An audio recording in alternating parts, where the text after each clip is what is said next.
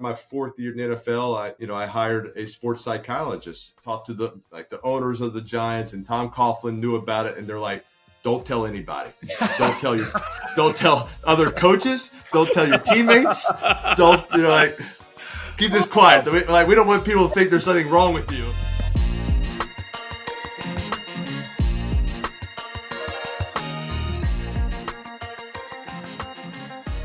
All right, fellas, I'm so pumped for today's guest. This is somebody that I've looked up to from afar for a long, long time. One of the toughest dudes in football. Started 210 consecutive football games, but it's so much more than that. A guy that was a fellow number one pick in the NFL draft, and just also comes from one of the most unique families, not only in sports but in America, and just. Can't wait to talk to him. That's Eli Manning. So pumped to have you on, man.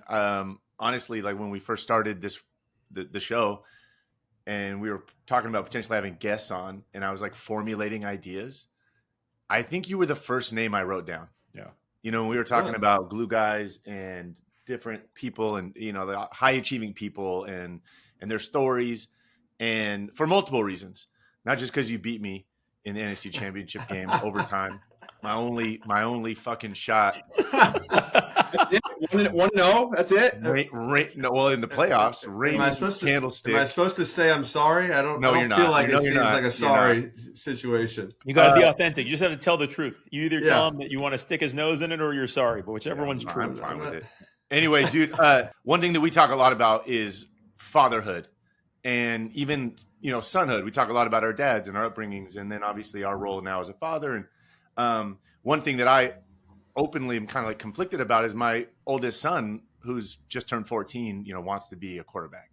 When I grew up, I didn't have expectations, right? Like my dad didn't play quarterback professionally. And I'm, again, I'm so torn with like the weight that he has to deal with, right? Like expectations, because you are on both sides of this, right? Your dad, obviously famous quarterback in, career, and then you have a son, and I don't know, just kind of what you think of that, like your experience. I mean, to have been on both sides of it and dealing with those expectations. It was funny. I was with a buddy the other day, and he said that, he was talking about his son and dealing with things. And he said that pressure is a privilege. And it was kind of a neat saying. And I think there's something to that, like being in these high pressure situations as a kid or in any position that you're in, that's a good thing. Like that's where you want to be. That means you're doing something important. That means there's something that you're working hard towards, and you're committed to something, and you're in these situations. And I think it's good to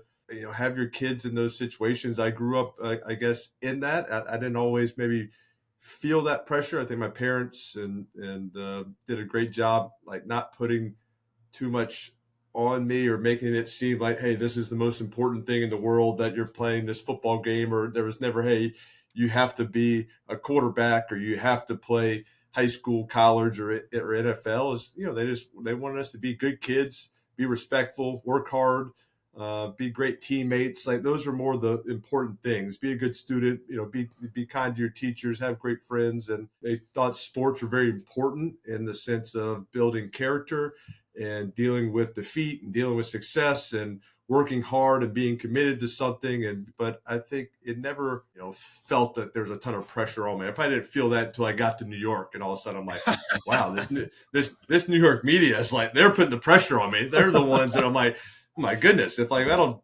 do well or start, throwing more touchdowns, like these people are like, they're gonna hate me, and like this is tough, and the fans. So it never came like a privilege then, did it? Yeah. But it never came from home, and I think that's important as you get into fatherhood and the parenting.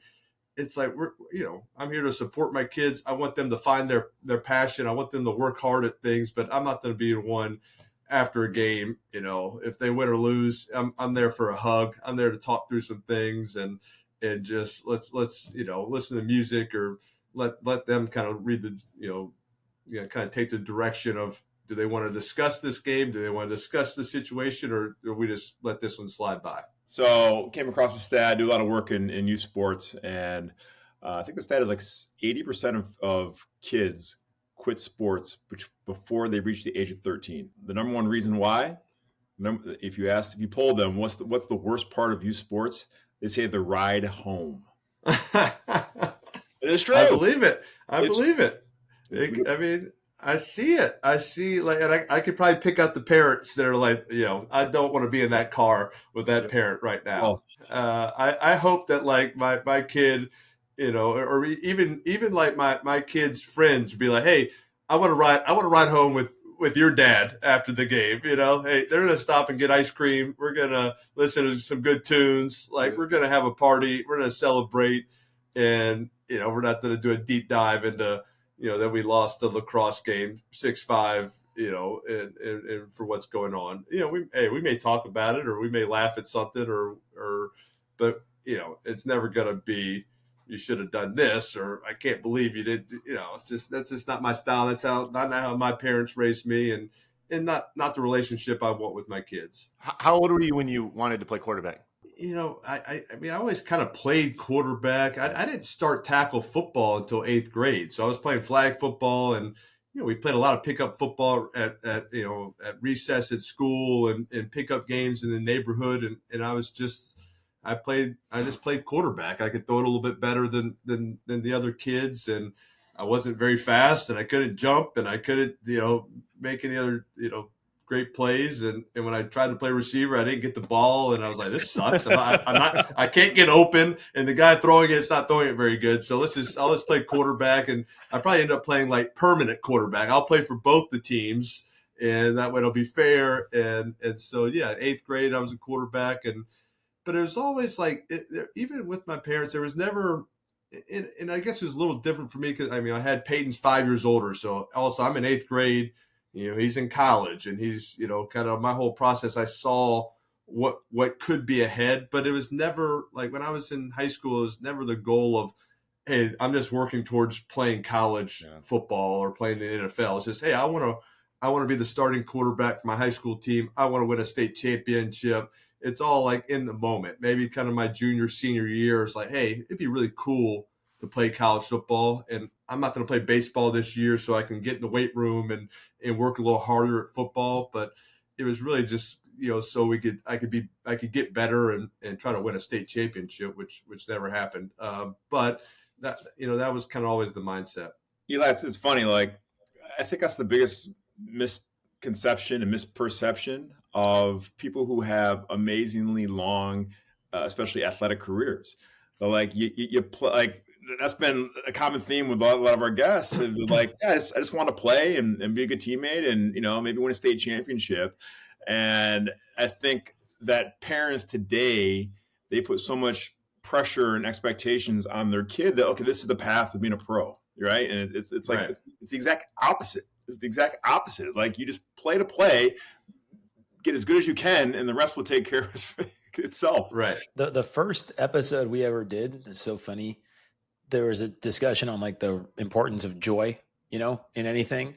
And we were kind of like, why does it matter? And I actually think this is it, which is it allows you to have duration. It basically, if you're actually having fun with it, you're going to stick with it for longer, And I think it's like the most underrated thing, which is that like the way you get better at something is the compounding and just kind of keeping on. And if you're not having fun, you're just not going to do it. Like I was thinking about this, and Eli, like I like mentally made a note of be the car that the other kids want to ride in on the way home. Yeah. Like that's a great metric. Yeah. You know what I'm saying? Like that is a great metric to keep in mind. Just say what's the right way, and you see it a lot in youth sports. It's like, when do you have to go all in on one sport? And Totally. and you're getting, it's nuts. And you get pressured. You get pressured by the coaches. You get pressured. You see what other families are doing and other kids. And I'm in kind of the same boat as you, Alex. I mean, I have a 14-year-old daughter.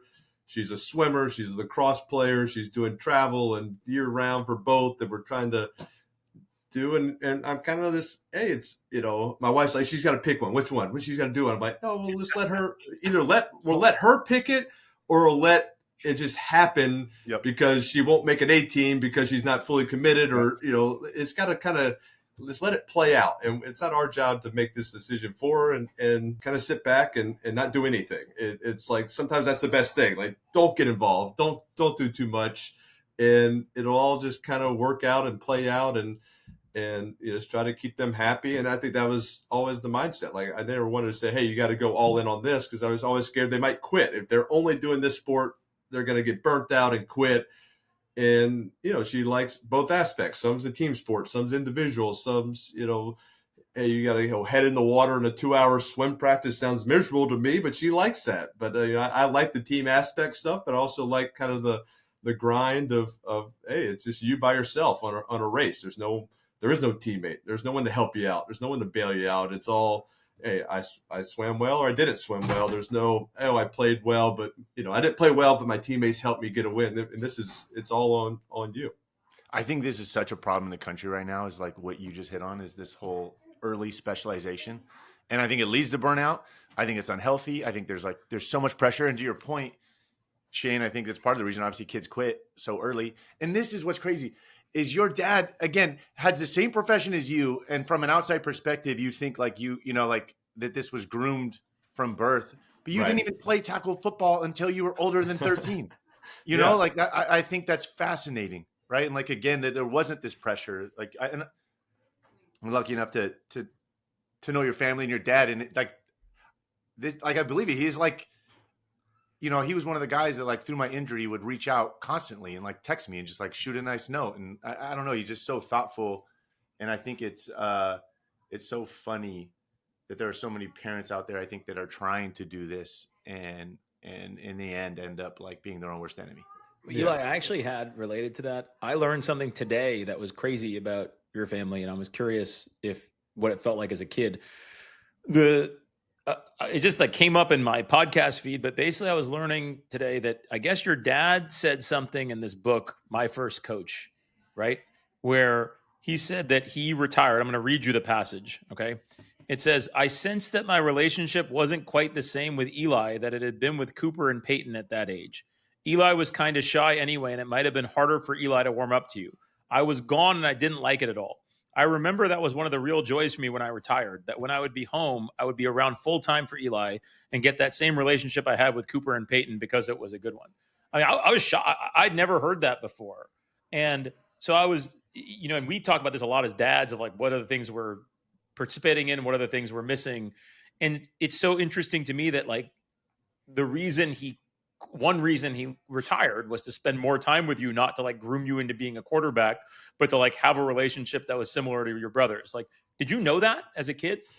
No. And my dad was always around. And I think it was just, I was like the third kid that was 5 years younger than Peyton and 7 years younger than Cooper. So when he was still playing, Cooper was, was 10 years old when he retired. Peyton was 8. So, back then you kind of, Saturday practices, you bring your family to practice. And so you bring Peyton and Coop, and they could run around, but I was 3. So it's like, you can't bring the 3-year-old.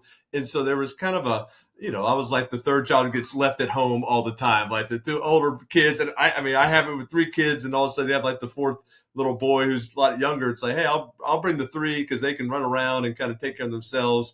Like, we'll leave the 4th one at home just because, you get a babysitter for him, because that's too hard. And so I was that kind of the baby in the family, and got and I think it's why my mom and I are very, very tight and very close, because I was kind of the one left with her and hanging out. But I and my dad, I think it was important to him. I think also as he retired and why he didn't go into broadcasting and do certain jobs is because he wanted to be around on the weekends. Like, he wanted to coach us in youth basketball. He wanted to be our baseball coach and be there when we got home from school, if we wanted to shoot baskets, to go outside, or throw us some batting practice. Like, he wanted to be that dad that was very involved, and that had a big impact on me. Even as I retired from football and was thinking about what I want to do outside of football, I was like, my dad made a sacrifice to be a dad and to be a present dad and to be around. And I recognize that, I see that, and that's important to me also. So that, things, I don't want to get into the traditional broadcast of being gone every single weekend. In a way, I want to be around and traveling to youth sporting events all summer, and baseball tournaments and lacrosse and all these things. And so that's kind of what part of the reason I wanted to become a dad is to do these things. You know what's crazy about that story is I feel like the more common thing, I don't know, but the more common thing I think I hear with professional athletes is actually that they have, there's this ego or hubris to like want to keep playing so that their kids know they had a career, right? Like, oh, I want to keep playing so that Eli knows that I was an NFL quarterback, like that so that he can know that too. And not that like, no, I kind of want to end and not go into broadcasting so I can coach his little league team, Right. I think that's so interesting. It was interesting for me, like my dad, I was 3 years old and retired. I didn't really know like my dad as a football player. I don't remember him playing. I don't remember, I remember going to Saints games growing up and like people were coming in and asking for an autograph or a picture. I'm like, that's kind of weird. Like why, that's just kind of what dads do. I would like go to my friend's dad and like ask them for a picture. It's just like, oh, is this what you do?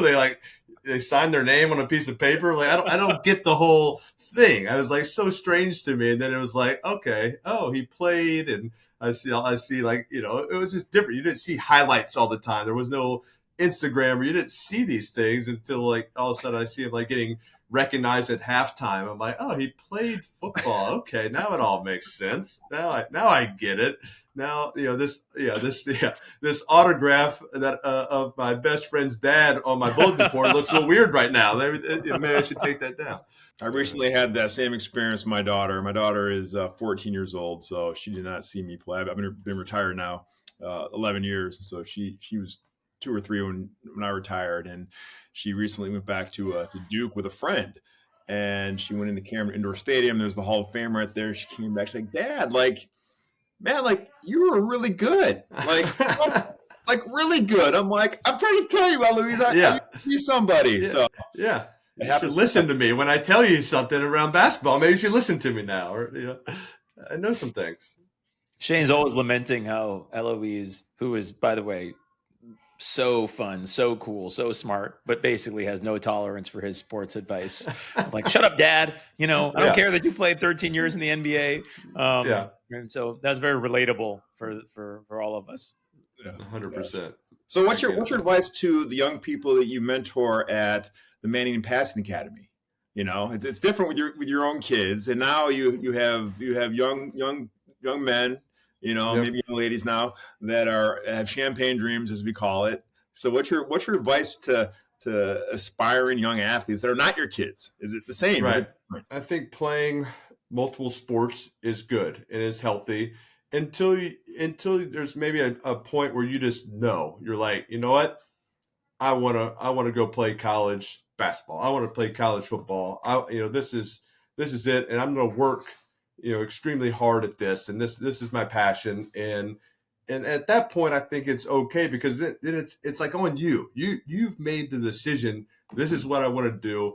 This is my dream, and I want to chase this. Now, even as you go along that dream, I think it's okay to, you know what, I'm gonna work really hard to be a football player, but you know what, I want to still play basketball for my high school, if that's still possible. Like, some high schools are huge, you can't do it, there's too many, but some are small. So I think it's okay to, still play some of these other sports and do that. And that's, I guess that's what I did. And you know what, but it's also, every sport is a little bit different. I mean, there's some sports, Alex, you kind of know it. With football, you can't play multiple sports. It's like, and you can come into football very late. You could be a great basketball player, and you can run, and you can jump, and you can fast. And if, I remember in high school, I'd like see this kid. I'm like, all right, you should come play receiver. And like they can adjust into that, their senior year of high school.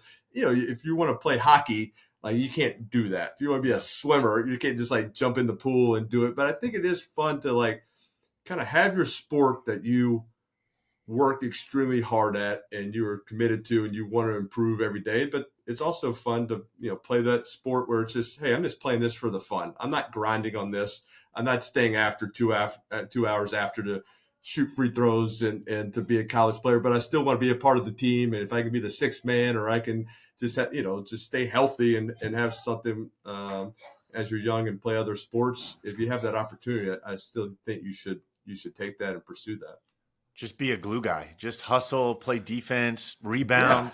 Yeah, exactly. Like, find your role, find your position on the team, whatever it might be. No doubt. What's the version of getting like shots up after practice in football? I think usually it's staying after with like one receiver. It's a hey, we missed this route at practice. Let's throw 5 of them in a row and just like kind of get it where we always kind of talked about when you rep a route or rep something with a guy, like you don't practice it until you get it right. You practice it until you can't get it wrong. Like that's like when you just like you can't miss this. Like there's like we're so dialed in on this. I see the stick, I see the break, I'm throwing it to the spot, and you just know exactly where it is, and you feel comfortable. So I think that's kind of usually it is. It's different in basketball. You can't like go out there and say, "Hey, basketball." You say, "I'm going to shoot 100 free throws and make it." You can't go out there and like, "I'm just going to throw this ball at a net 100 times." It's like you need a moving target. You need your receiver or a couple of receivers out there to kind of run some routes and do some things for you. Eli, when you went to New York, you said that was kind of like the first time you felt like it was different. It wasn't just like the game that you had, loved and played. And you were young, right? You were 21? 23. 23. I redshirted.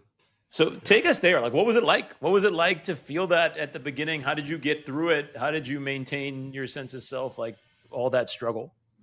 No, there were some definite struggles. The first couple of years in New York, and it was the first time where I felt like like necessarily everybody wasn't on your side, like promoting, helping you.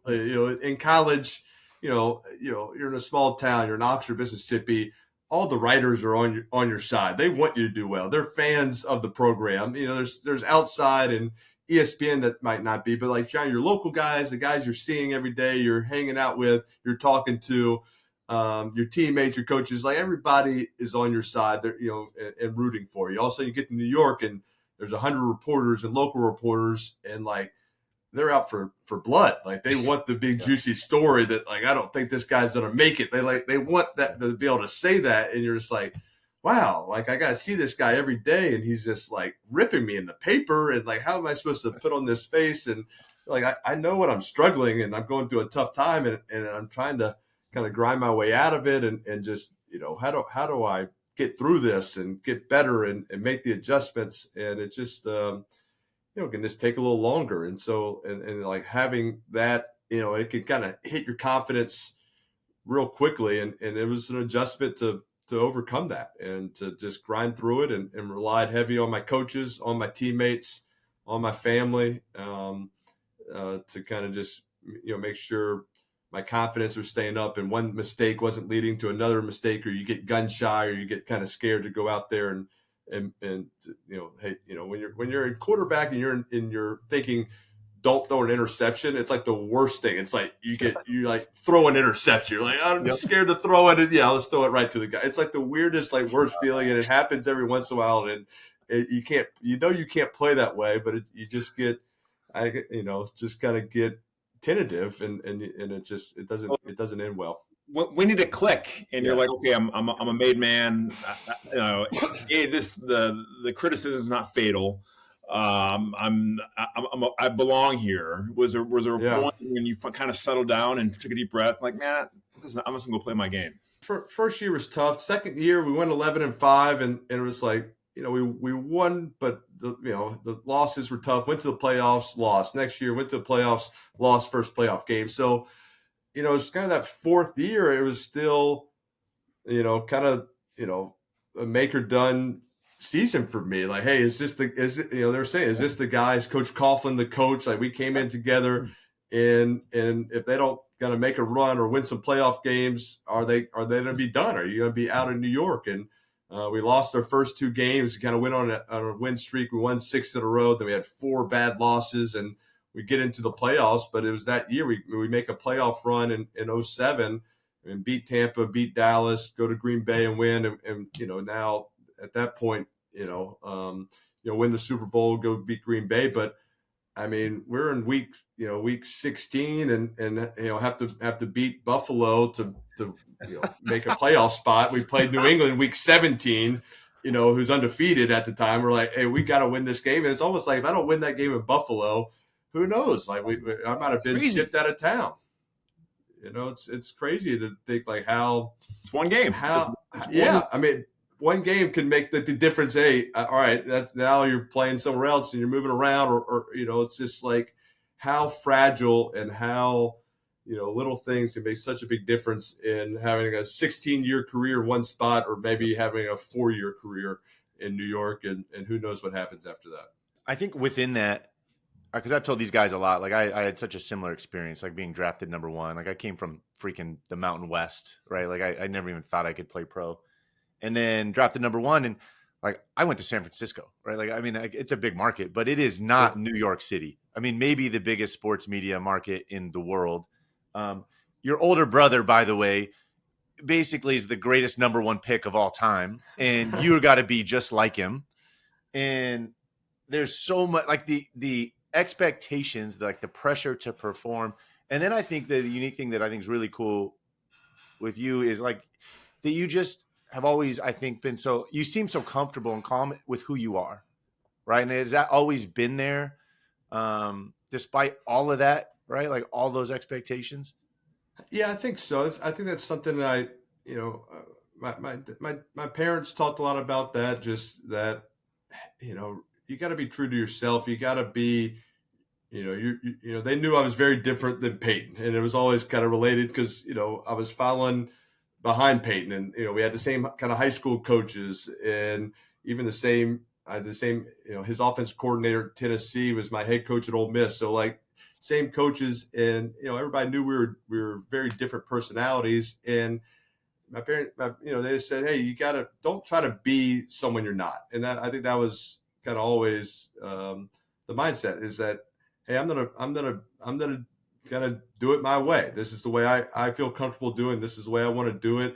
And I think I kind of realized, I kind of made a decision, probably like in high school, some point, that, Peyton was the Gatorade Player of the Year. He's the number 1 high school Player of the Year. He's up for the Heisman in college. He's the first pick in the NFL draft. I'm like, all right, I can't be that. Like, there's zero chance I'm going to be better than that. So, like, stop trying to do it exactly like he did, or try to be better than him. I got to be the best that I can be. I got to be the best teammate I can be. I'm going to work hard to, win as many games and do it my way, and be, totally committed and dedicated. But I'm not trying to be better than my brother. That's not the goal in this. I'm just trying to beat the other team. I'm trying to make improvements, and that's all I was worried about. And I think that was like a big relief to me, like not always trying to live up to someone else's expectations. Say, this is how I do it. This is how I work. This is my mentality. This is how I lead. And it's going to be different than my brother.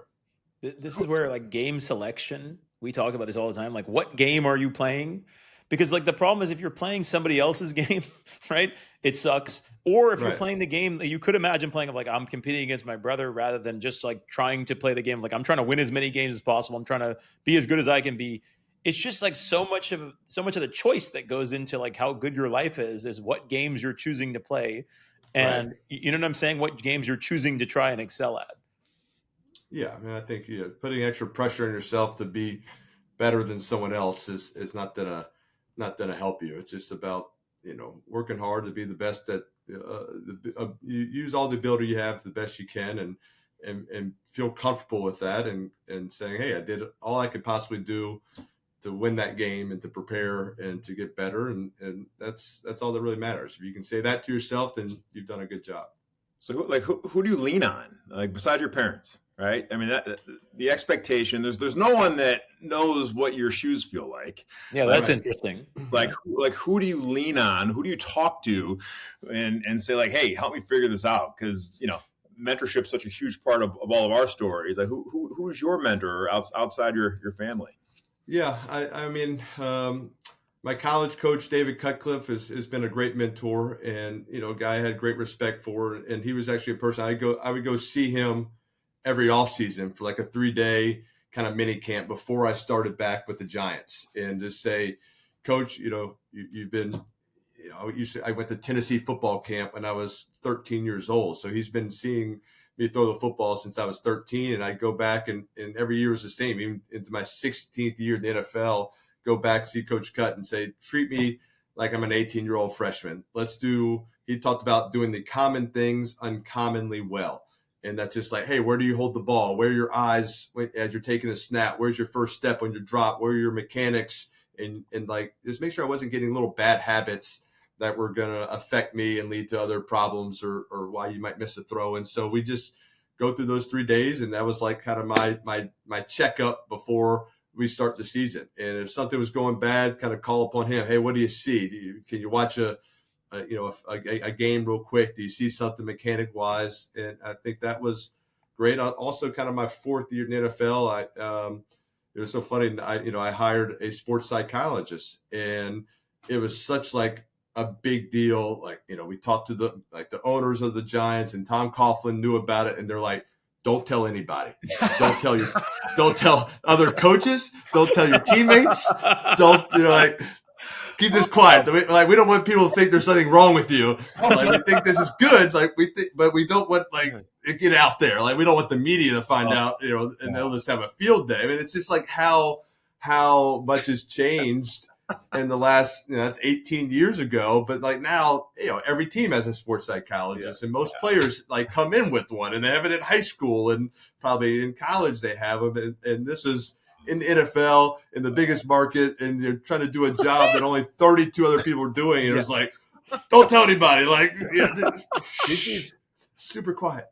That is, Alex, did you work with somebody? Dude, no, but like, this is the point. Like, this is, and I feel like this, I felt this so much. I was drafted the year after Eli, and we had the same agent, and it was like, it was kind of like, follow this roadmap, like for me, like just do what Eli did.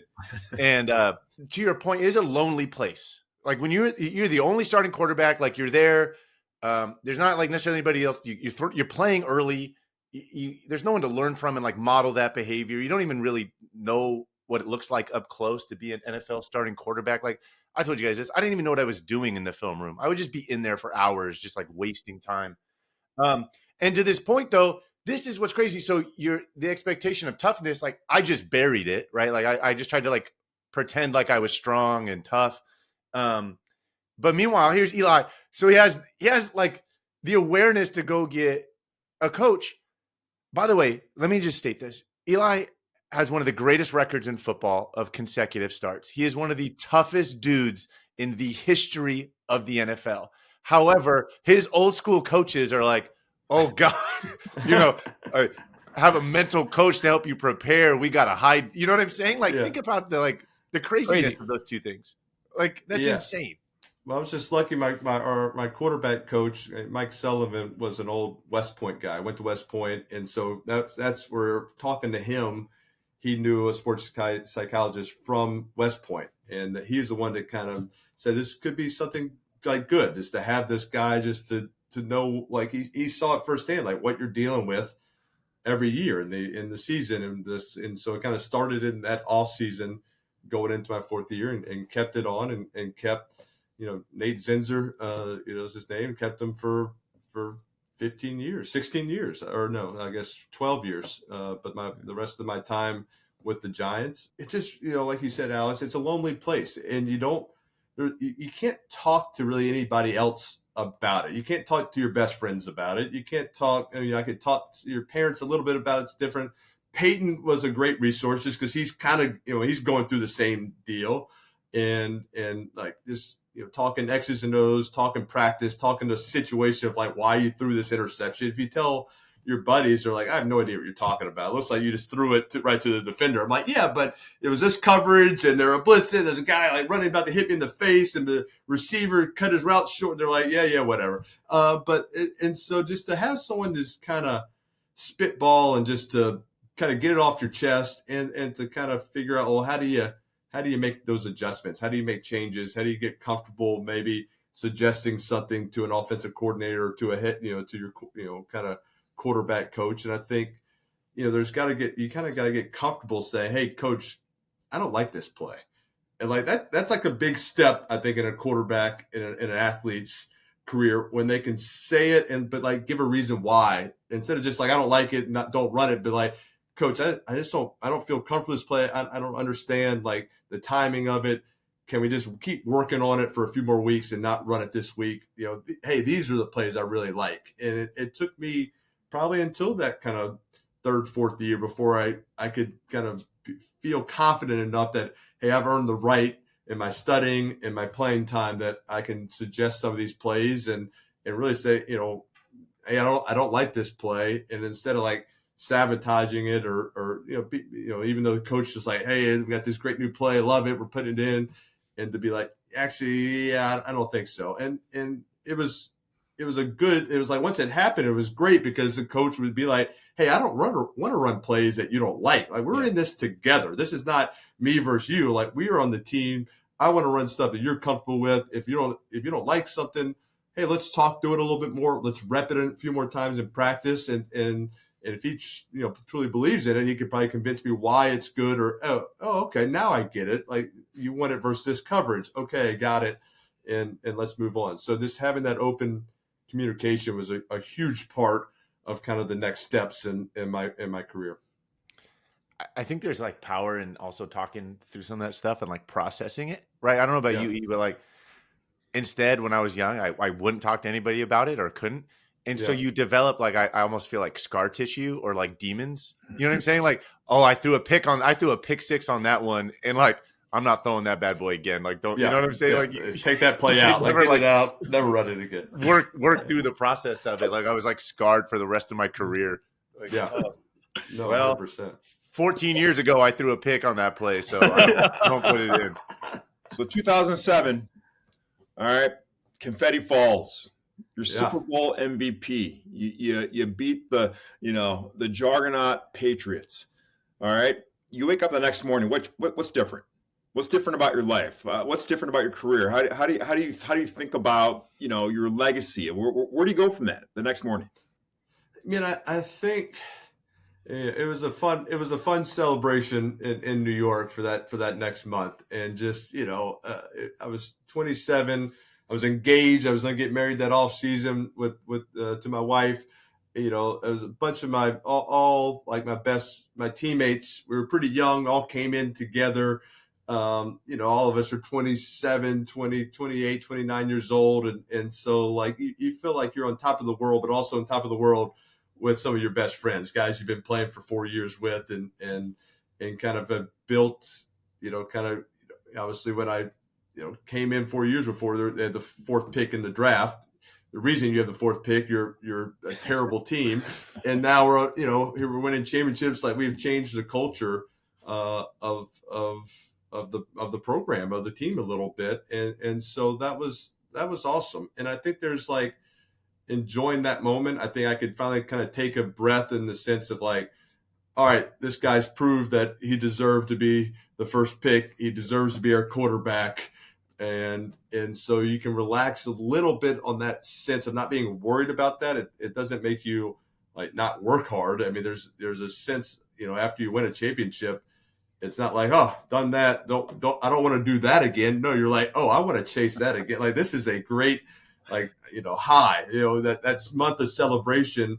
All of February is unbelievable. And then it's like, all right, back to March. Let's get back to work, and boys, let's do it again. Like that I want to experience that again, that playoff run of being the only teams that are practicing during the months of January, going on the road, winning a playoff, home game, like all these things. Like, you want to do it again. So I think it actually amps up the drive to in your preparation and your work ethic to experience it and win more championships. Hey, Eli, on that, I just heard as you were talking, the kind of part that stuck with me was the like, let's go, boys, let's go do it again. I just realized that your leadership style, I don't think we've talked about it, of like, what was it? What is your normal personality like? And then as a leader of the team, was it the extension of your normal personality, or were you kind of a different thing? Alex has told us at different points that like being quarterback is a little bit like playing a part in a play. Like you have to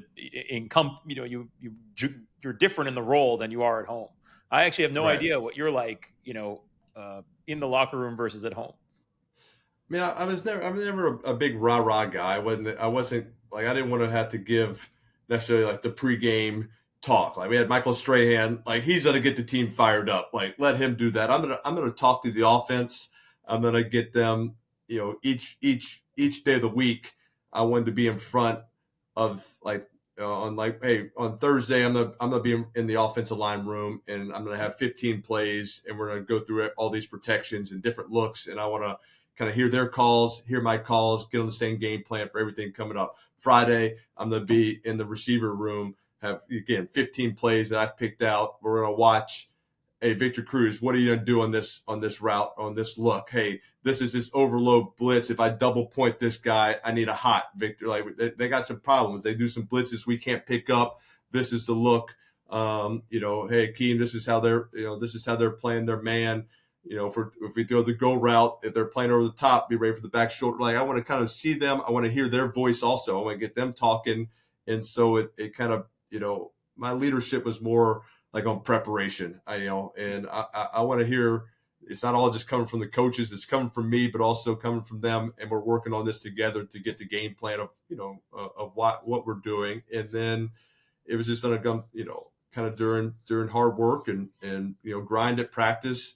Hey, you kind of come in the cafeteria or in the locker room. It's relaxed, it's laughing, it's smiling, it's just try to kind of pretty, just, I don't know, not goofy, but just, try to have fun, make fun of people. If someone fell down on a route, something funny had happened at practice, like I'm going to bring that up. I'm not going to let these things slide away. And, if something's funny, let's laugh at it and kind of know the time when it's time to grind, when it's time to enjoy each other and understand we're playing a game and we're in this locker room together for 8 hours a day in meeting rooms. There's got to be a time to enjoy and laugh and have some fun, or else we're all drive ourselves crazy. Your streak of 210 games comes to an end. All right, week 13. All right, 2017. Like, I knew it was time for me to move on from basketball the first time that I didn't play the last 5 minutes of the game. Right. Like I didn't score a lot of points and had the highlight plays, but I always played the last 5 minutes every game since kindergarten. And when that was taken away, like that was like just pulling the knife out of my chest. Right.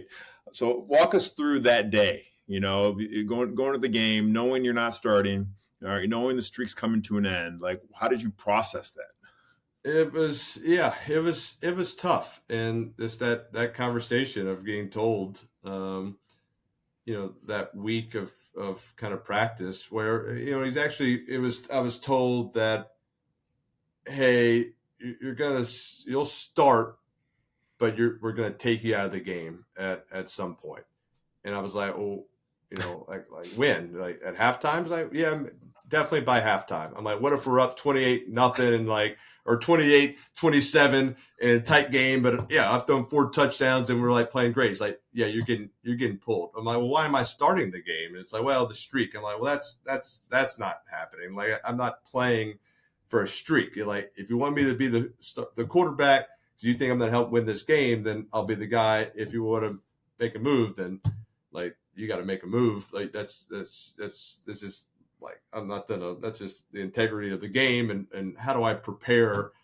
It's not a preseason game. How do I prepare for a quarter or a half of a game? Like, that's just, and then they said, all right, well, then, we'll start someone else. And so it was tough. It was like, you see like the end coming, and you don't know if it's, the end of your career. Is that your last game you're going to play? You're going to start again. You don't know what that circumstance. So it's a lot of tears. It's tough just because of what you've put into it and what the game means to you and your teammates. And you're Super Bowl MVP twice. You've done it. And it's at that moment you're like, dude, have you forgotten everything I've done for you? I've given literally like my body and my soul for you, and this is how you're going to treat me right now. No, it's a crushing feeling. It's okay. Crushing. It's completely human. It's crushing. No, it hurts. It hurts a lot. And but you say, well, hey, I'm gonna be a good teammate. I'm gonna hey, help out the next guy and just do my role. What's my role now? And I've been through every role. I've been a backup. I've been a starter. And now, hey, I'm a backup this week. This is someone else has a chance. I'm not going to make it awkward for them. I'm not going to make it awkward in the team. I'm not going to, throw a big fuss and quit and leave. I'm just going to, take it, stand up, take it like a man, and do what my job is and what my responsibilities are. We talk a lot about transitions, and transitions are tough, obviously, for athletes. At some point, we all, like, your career ends and you got to step away and do something else and figure out life after ball. And Ravi's transitioned multiple times in his career as well, and I think obviously most people do. But how have you viewed that? I'm so curious. You seem to you do a lot. You're in a lot. You seem to have really be thriving away from the game. And I don't know, how have you approached that, I guess, from a mindset standpoint? You seem way more like comfortable post career than a lot of really high performing athletes. You know what I'm saying? And so that is very interesting. I think I was always a little being in New York and being in the media, in the spotlight. I was always a little worried about kind of letting my true personality be seen, because whatever, it can be a little nonchalant, it can be a little goofy, and I never wanted like the New York media to think, hey, I wasn't serious or he's goofy, because like once you get portrayed one thing in New York, like it's stuck, like that's what you are. And so I was always like, just never let them kind of see that side of me, how I was maybe with my teammates or with my pals or with my family. And so I think once I retired from football, and then my brother's like, hey, do you want to watch football on Monday nights from your couch and make fun of me? I'm like, yeah, that sounds awesome. I can do that. That sounds great. I'm really good at that. I love watching football and making fun of you. I got so many jokes that I've been saving up for years that I've never said. Let's go. And I think I was like, all right, I can just like be myself and just, don't have to worry about someone saying, oh, he's not serious or he's not silly or getting like labeled a certain way. Like I can just let it all out. Well, Eli, you are hilarious. Like, yeah, and you have a gift that I'm happy that you're sharing with the world, and I think the world would agree. Were you always this funny, or was this something that like just sort of evolved naturally as you got older and more successful? Youngest of three, youngest of three. I think always just listening. I was always kind of quiet, shy, and this listening, absorbing, taking it all in. And if like something needed to be said, I'll say it. But I'm never going to be like the guy talking for no reason. But if someone says something like totally ridiculous, or like I'm like, no, like boom, attack right there. Let's bring attention to what you just said, and like let's really think about this. Did you really just say that? Like, no, not to let that fly, and not to let that slide. So I think it's more just kind of like, love giving. If someone says something stupid, says something wrong, like attack and really kind of give someone a hard time about that, and then kind of go quiet a little bit and just wait for the next opportunity to go at it. So, and it's great with like Peyton is a talker. Like he's gonna say stuff. He's gonna have his opinions on everything, and so kind of know like where he might be going. As I see something, I'm like, I hope he says this. Like I know where he should be going, and I'm ready to attack. Well, Eli, on that, one of my things that I love so much about watching you guys is like, I have 3 sons. Okay. And so watching you guys like have fun as grownups and as dads, like, and work together and kind of mess around with each other. That to me is the most inspiring thing about the Mannings, is you guys actually all seem to like each other, and want to spend time together.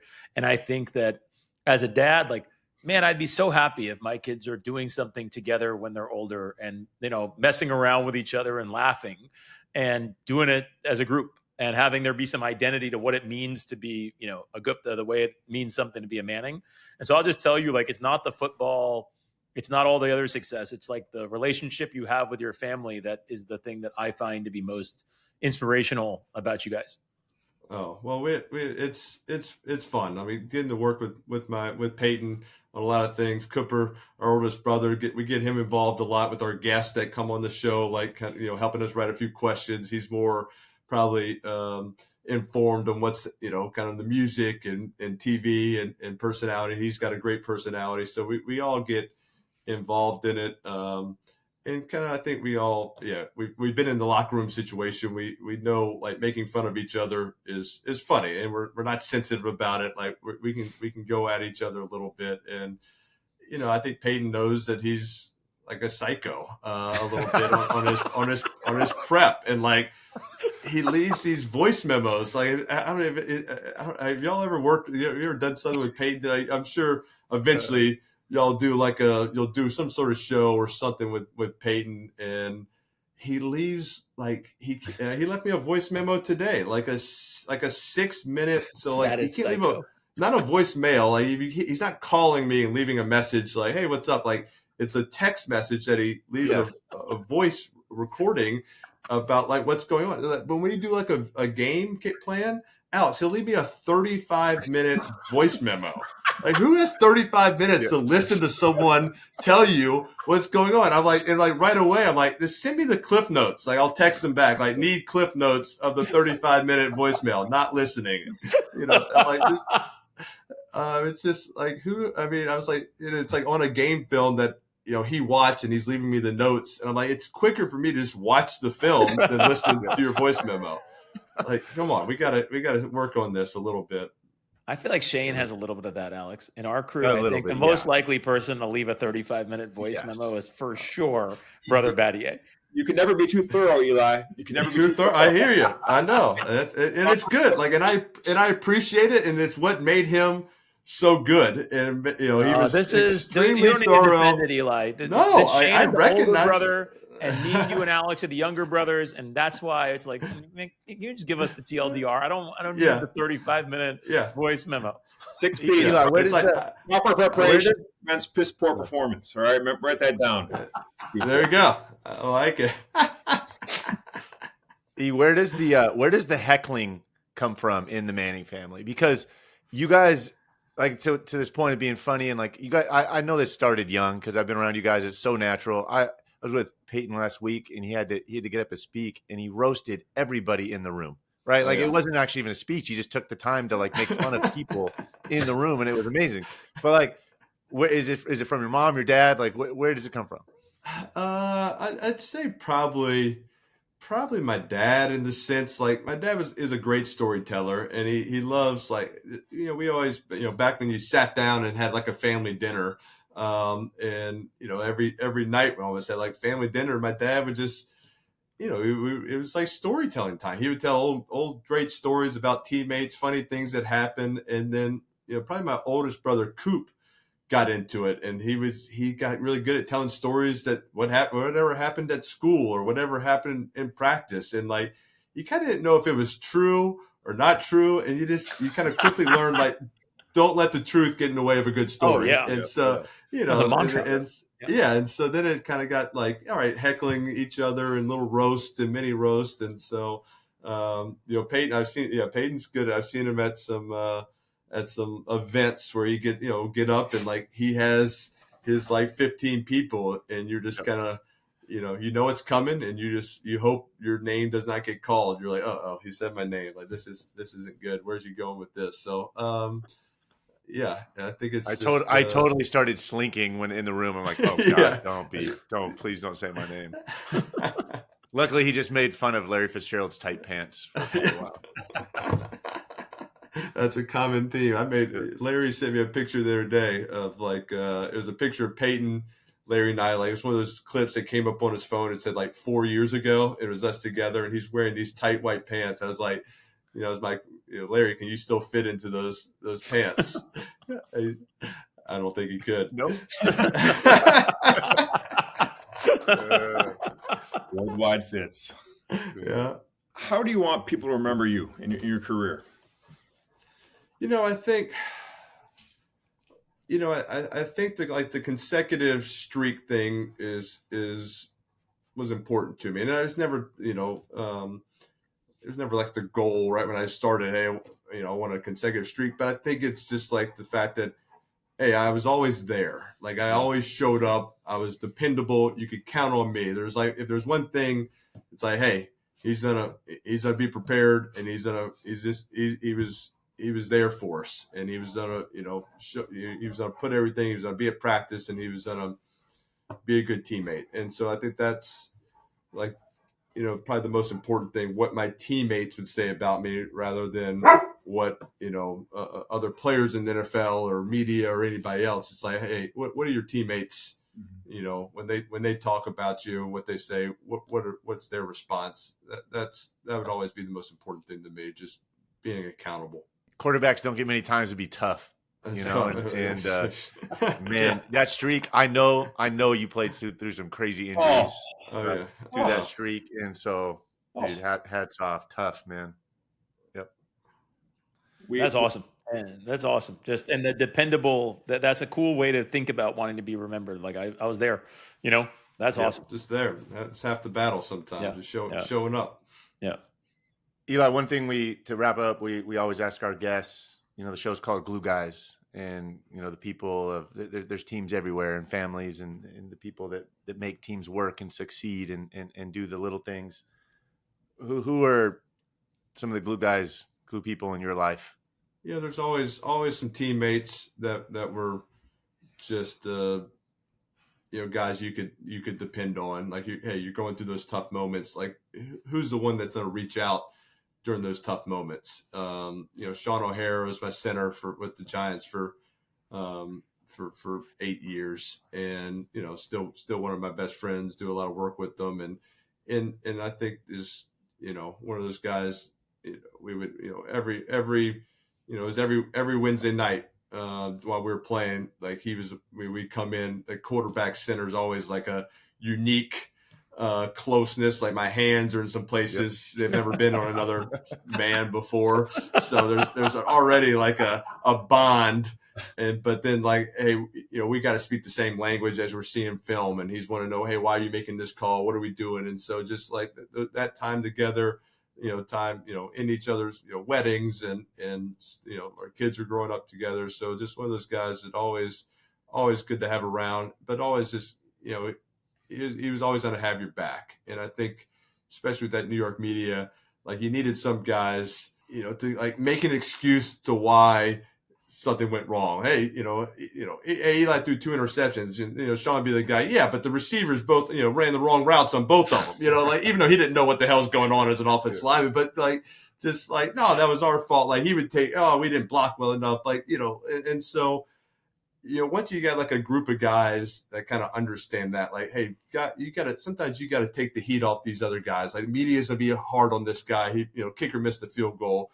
Hey, how do we get the attention away from that and say, hey, well, it's our job. We should have got the third down anyway. Like, we had a 3rd and 2, and we didn't block the will, and that's why we had to kick the field goal. That's on us. We should have converted. Just like little things like that. So I think, and he was one of those guys, kind of always, kind of doing that with everybody, and so just it's good to have those teammates, those friends that are kind of you kind of know they're gonna be lifelong friends.